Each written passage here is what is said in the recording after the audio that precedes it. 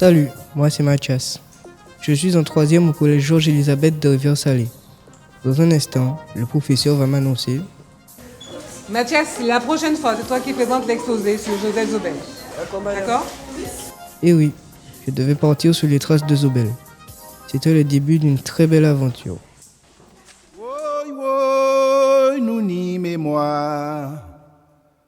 C'est l'histoire pays qui l'a. En vérité, c'est chimè nous-mêmes qui l'a. Van canate, feuille pied coco, l'applica.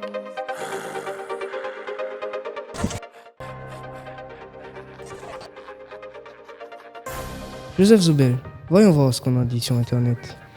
Joseph Zobel naît le 26 avril 1915 à Rivière-Salée. Sa mère, employée de maison, il est élevé par sa grand-mère maternelle, Amantine, surnommée Mantine, ouvrière agricole travaillant sur une plantation sucrière de Petit-Bourg. Alors, bonjour Mathias, ça va?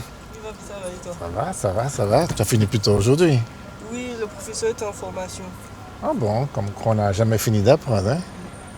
Alors, et toi, qu'est-ce que tu as appris aujourd'hui? Aujourd'hui, on a fait un devoir de français et puis juste après, la dame m'a demandé de faire une exposition sur Zobel. Ah, tiens, c'est intéressant, je le connais, Zobel. Ah bon? Ah oui. Alors, voilà, je vais t'emmener voir quelqu'un qui pourra te faire visiter l'usine de Rivière-Salée. Il connaît très bien l'usine de Rivière-Salée. Ça va être intéressant si tu fais un exposé sur Zobel. Oui, mais tu peux me déposer à la médiathèque avant, s'il te plaît?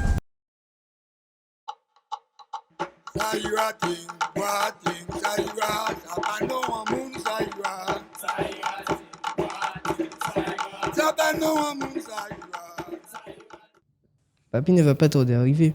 Je jette quand même un petit coup d'œil pour me faire une idée sur ses œuvres avant d'aller sur les lieux de son enfance.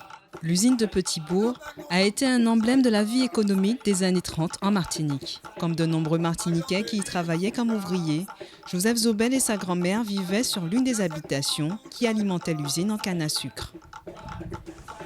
Alors, monsieur Louis, comment ça va? Ben malade, ma kachebe. Kachebe. Petit chaud. Eh bien, il y a l'autre, ils attendent nous, hein? Joseph Zobel vivait sur l'habitation La Palin, l'habitation Grand Case qui fait partie de 9 habitations de La Palin. Donc les travailleurs disaient petit monde, c'est-à-dire qu'il vivait avec sa grand-mère. Or, sa grand-mère travaillait dans la partie de sarclage pendant l'arrière-saison. Pendant la récolte, elle travaillait dans les champs. Mais elle travaillait d'une façon très difficile, hein, sans protection des mains et des pieds. Après 5h30, 6h, voilà, il y a 10h, 10h30, on va faire plus le grand, on va faire 30, ça on peut faire. Et pourquoi entrer caillou? C'est comme ça on ne peut pas faire, hein. Pour entrer caillou, c'est fini. De mardi à samedi. C'est tout. C'est à ces conditions de misère que Mantine voulait soustraire son petit-fils en veillant à sa réussite scolaire. Élève brillant, le jeune Joseph Zobel obtient une bourse qui lui permit de poursuivre ses études jusqu'au baccalauréat. Mettre une rivière qui emmenait vers la baie de Génipa, qui emmenait le sucre. Donc Joseph Zobel a emprunté cette rivière pour aller à l'examen à Fort-de-France. Oui, mais il habitait où? Là, à l'école où Zobel? Alors Zobel a été en classe à Petit-Bourg. Donc c'était à Petit-Monde pour aller à Petit-Bourg. Alors nous arrivons sur les ruines de l'école. Okay. Cette école a été créée dans les années 1900 par Honoré Péria, après l'école de garçons de Rivière-Salée. Joseph Zobel était à l'école ici, donc plus tard il était au Saint-Esprit et après il était à Fort-de-France passer ses examens. Et c'est la première fois qu'il a pris le YAC, c'était pour aller à un examen à Fort-de-France. Mais ça servait à quoi le YAC? Alors le YAC servait à transporter des personnes. Donc avec leurs marchandises et les gens qui travaillaient sous Fort-de-France. Impressionnant ce monsieur Louis, il en connaît des choses. Maintenant, je vais voir monsieur Durive. C'est un ami très proche de Joseph Zobel. Il a même vécu chez lui avec sa femme. Oui. Bonjour, c'est Mathias. Oui, bonjour. Je viens de la part de monsieur André. Ah, c'est Mathias. En effet, monsieur André m'a prévenu ce matin. Bon, eh bien, on va s'installer par là. On va discuter un peu.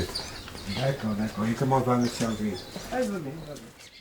Devenu bachelier, Joseph Zobel voit ses projets d'études d'architecture en France s'envoler lorsque sa bourse d'études lui est refusée. Ses aspirations artistiques débouchent alors sur l'écriture. Son roman le plus connu est La rue Cazenègre, publié en 1950. Pourtant, c'est bien au-delà que s'étend son œuvre. Quel est le premier roman de Joseph Zobel? Eh bien, en fait, les premiers écrits de Joseph Zobel, c'est quand il était au lycée Schellcher, pas en tant qu'élève, en tant que surveillant, il était au lycée Schellcher et il écrivait sur un journal sportif. Le nom du journal d'ailleurs, c'était Le Sportif. C'était le journal de Ferriès-Élisabeth. Et donc il écrivait des petites nouvelles par épisode sur Le Sportif. Et c'est là, à la même époque, Aimé Césaire était professeur dans ce même lycée, au lycée Schellcher. Et Aimé Césaire, bon, il connaissait Zobel, hein, et il lui a dit, mais tiens, tu es prêt pour écrire un roman, parce que ton écriture, c'est bon, quoi. Et c'est là que Zobel a commencé à écrire un vrai roman. Et il a écrit Diabla. Et ce roman-là, il a paru pendant la Seconde Guerre mondiale, au moment où en Martinique, il y avait l'amiral Robert. Et l'amiral Robert, c'était pendant la période de la guerre, hein, et cet ouvrage a été censuré. Dans cet ouvrage, il y a une démarche extraordinaire du personnage principal, du héros qui s'appelle Diabla. C'est un homme qui quitte la plantation de canne pour s'installer à son compte, c'est-à-dire il se libère. Alors effectivement, La rue Cazenègre, c'est un roman que nous connaissons très bien parce qu'il a été mis en image. Et on a réalisé un film, Jeanne Palsy a réalisé un film à partir de ce roman et ça a permis de populariser ce roman. Mais il a d'autres romans qui sont tout aussi importants comme Diabla. On pourrait parler aussi de Mas Badara qui parle de sa vie en France, à Générague, dans le village où il a passé toute sa retraite. Il a écrit des poésies aussi, Incantation pour un retour au pays natal, ou Le soleil m'a dit, l'un de ses derniers ouvrages, ou D'amour et de silence. On retrouve des poésies dans ces différents ouvrages. Et son écriture est il aborde des sujets très divers. Il parle dans pas mal de romans de la Martinique, de son enfance. Il est resté très attaché à son pays. Toute sa vie, Joseph Zobel a fait preuve d'une curiosité intellectuelle hors du commun.